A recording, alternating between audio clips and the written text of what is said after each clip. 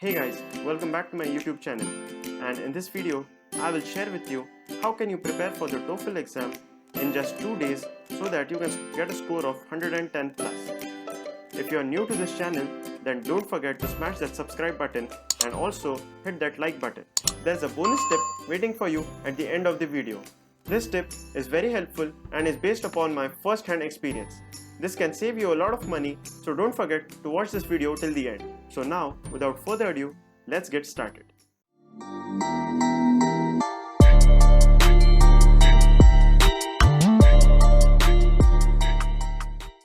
So, when is the best time to take the TOEFL exam? I will say that the best time to take the TOEFL exam is within 2 weeks of taking your GRE exam. If you haven't finished your GRE, then do so as soon as possible. I have already made a video on Fall 22 application timeline, and you can check that video over here so that you can stay on top of your applications process. Now, continuing with this video, what is a safe TOEFL score? I'll say that anything above 100 with a 25 in each section is a safe score. Most of the universities have a TOEFL requirement of around 80 or 90, and very few universities like NYU recommend a score of 100 plus. But it is always safe to score above 100 with 25 marks in each section, because some universities do have a section-wise cutoff. Moving on to the study material.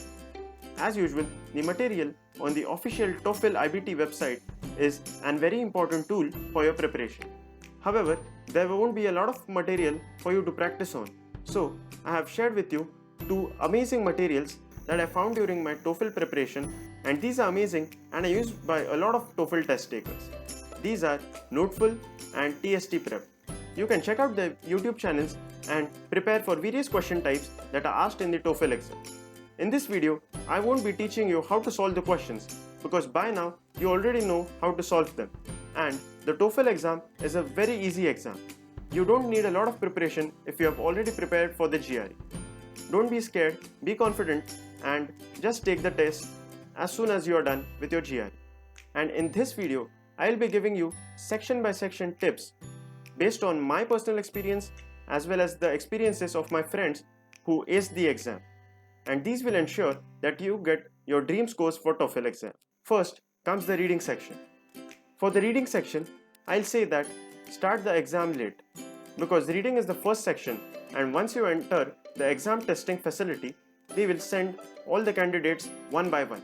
I will recommend that even if you go to the test center early, then try to enter the exam room a bit late, because there will be some noise while others are trying to settle in their places, and it might distract you while you are attempting the reading section. So, starting the exam a bit late is always recommended. Even if you are allotted a seat first, then you can wait and read the instructions again and again before starting the exam. So no need to worry, just make sure that you are in a distraction-free environment before you start the test. Point number 2 is that questions will be in sequential order of paragraphs. This is a very important point, and you should note that the answer to the first question will be somewhere in the first or second paragraph. The answer to the second question will always be after the answer to the first question. The answer to the third question will be after the answer to the second question, and so on. So remember that the answers will be in sequential order as per the paragraphs. Whereas in GRE, the case was that the questions were jumbled up. Like the first question could be from the last paragraph, the second question from the first paragraph, and the third question from the second paragraph. But in TOEFL, this is not the case. So keep this in mind so that you can skim through the paragraphs quickly and answer the questions easily. So next point is, remember that you have 18 minutes to solve each passage. Depending upon the experimental section, you will either get 3 or 4 reading passages. And you should not spend more than 5 to 7 minutes on reading the passage. TOEFL passages are around 700 words, and 5 to 7 minutes are sufficient to read the passages, as the vocabulary is not very much advanced and the sentences are easy to understand. After this, you can use the remaining time to solve the questions. Fourth point is, don't get stuck on a particular question. Per passage, there will be 10 questions. Most of them will be easy, but there might be a couple of questions that are a bit difficult to crack. But here you have to remember that instead of getting stuck on these questions, you have to mark them for review and move on to the next passage or the next question. This will save you a lot of time, and once you are done with all the questions in the first round, you can come back to these difficult questions. Also remember that TOEFL does not have negative marking, so don't forget to attempt all the questions. What you can do is that you can mark an answer and mark this question for review, so that in the end, even if you don't have time, you don't miss out on any questions. Fifth point is anticipate the answer before looking at the options. This is very important for reading comprehension because some of the options will be very confusing and you will have a hard time finalizing the answer between those two options. So it is always better to anticipate the answer and then check which option matches with your expectations. Also, if you are done with the GRE, then you are already proficient with the reading section.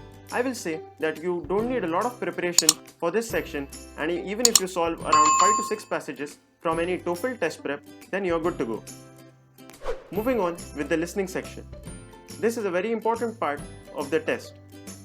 Some important points to remember are that, first of all, make sure that the headphones that are given to you work properly and you are able to hear the sound and audio clearly. If this is not the case, then get them replaced immediately. Second thing is, learn to take short notes. For this section, you have to practice how to take notes while listening to the audio. My third point might sound a bit counterintuitive, that is, don't get too involved in taking notes. However, especially if you are not used to taking notes, you might get too much involved in writing notes and you might not pay attention to what the audio is saying, and this will cause you to lose out on certain facts that are important for the questions.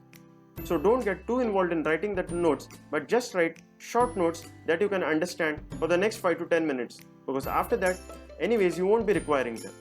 Next thing is, in order to take short notes, use symbols, notations, signs, or short forms. This will save you a lot of time and will help you to recollect information quickly.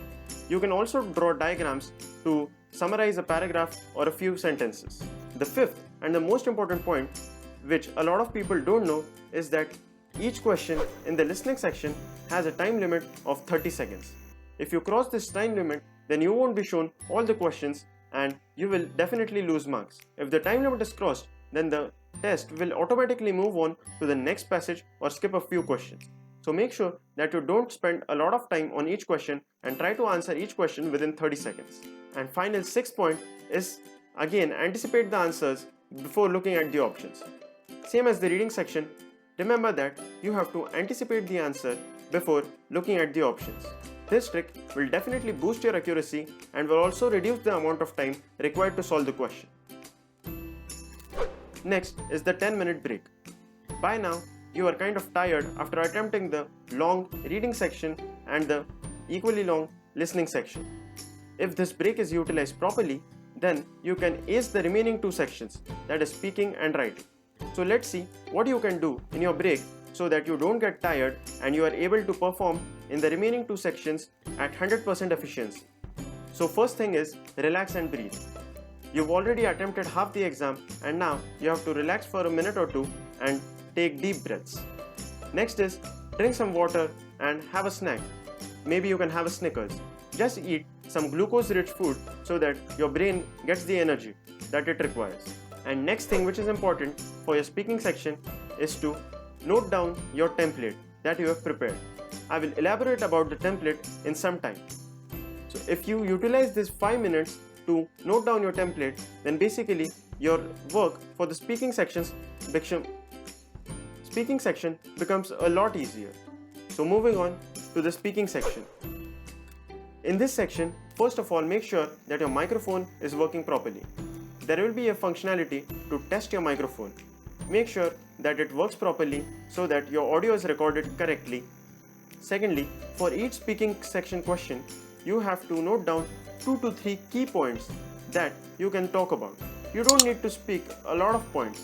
You just have to give an intro, then 2 to 3 strong key points that define your answer, and a final concluding sentence. 2 to 3 points, if spoken in a correct manner, can definitely help you to get the highest marks in that question. Third is, have a template ready for each question type. There are a lot of question types in the speaking section. You can check them out in the TST Prep videos or the Noteful videos. Make sure that you have a mental template or you write down the template during the break or before the exam starts. So if you write down the template on your paper, then what you're doing is that you are just reading out the template and this will improve your confidence. If you are a person who is scared of speaking on impromptu topics on spot, then you can definitely write down the template on your rough sheet and then you can just read it out. This will improve your confidence, your delivery, and will give you very high points in the question. Next is be loud and clear.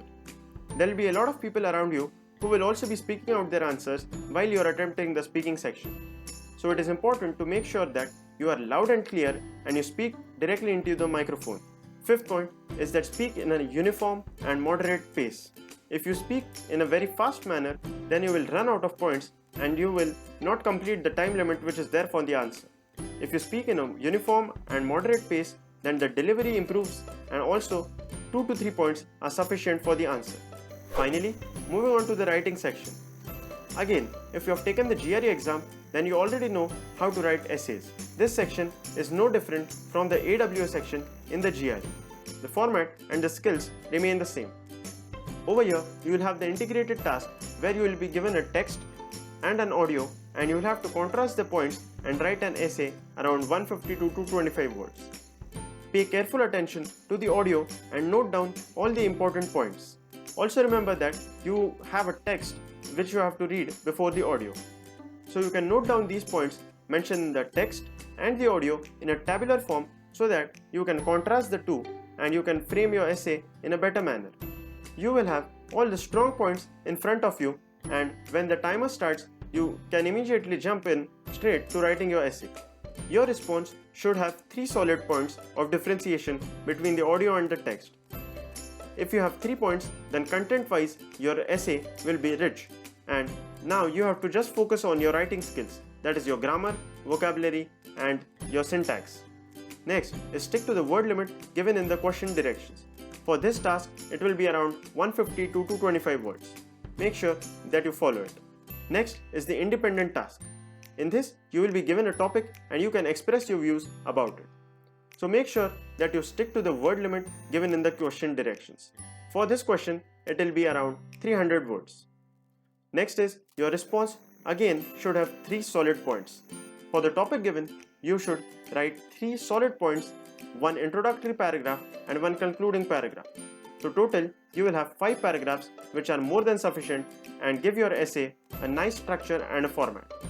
After this, some general tips for the writing section will be that don't go for fancy vocabulary words if you are not confident about their usage. The TOEFL exam definitely tests your basic vocabulary, but it does not expect you to have a flamboyant, fancy vocabulary. Just stick to the basic words and make sure that you use the appropriate words instead of just using fancy words. Next is effectively address the topic and the task. So each question will have a topic that you have to write about and a task, whether you have to differentiate between something or whether you have to take a stand or whether you have to elaborate on something. Make sure that you understand the question properly and you address the topic and the task. Next is make sure that your essays display unity of ideas, cogency and coherence. If all these tips are followed, then you can definitely get a score of about 28 out of 30 in the writing section. So finally, the bonus tip that I talked about in the beginning of the video is here. Since the COVID pandemic, a lot of universities are waiving the GRE exam. But what about the TOEFL exam? Does everyone need to take the TOEFL exam as well? This might sound shocking, but the answer is no. Not everyone needs to take the TOEFL exam, and not all universities require you to upload it. Some universities say that if it is mentioned in your transcripts that the medium of instruction was English only, then you are no longer required to submit the marks for the TOEFL exam.